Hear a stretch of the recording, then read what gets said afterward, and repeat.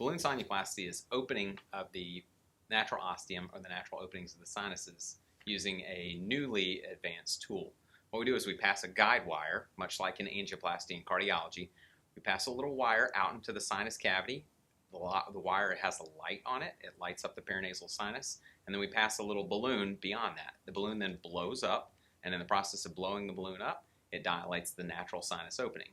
Once the natural sinus opening is much wider by about 7 times the natural diameter, we're able to then access that sinus cavity, suction out any material that's in there, wash out any infection that's in there, and then naturally the infection will drain through this newly created opening.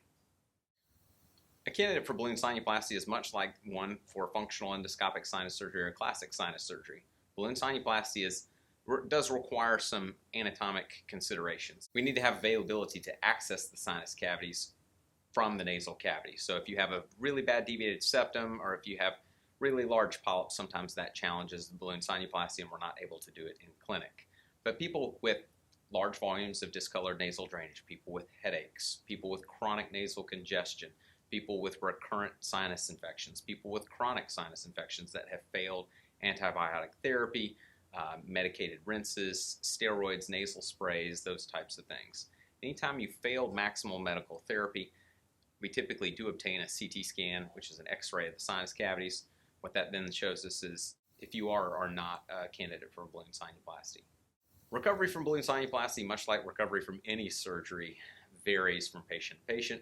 Most of my patients are able to go back to their normal daily activities within 48 to 72 hour period.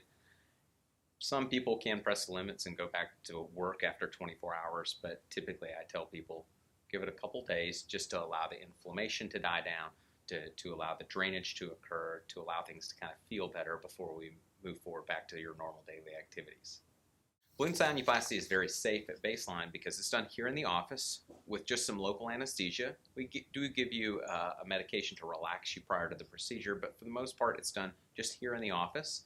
It's very safe. Less than 0.01% of patients have complications, so that's much safer than even ear tubes or tonsillectomy. Also, it's much less invasive because, again, we're not actually enlarging a sinus opening by cutting or removing tissue.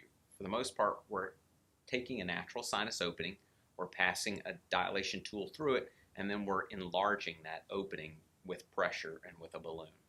Balloon sinuplasty, just like any type of procedure that we do, the recovery varies from patient to patient.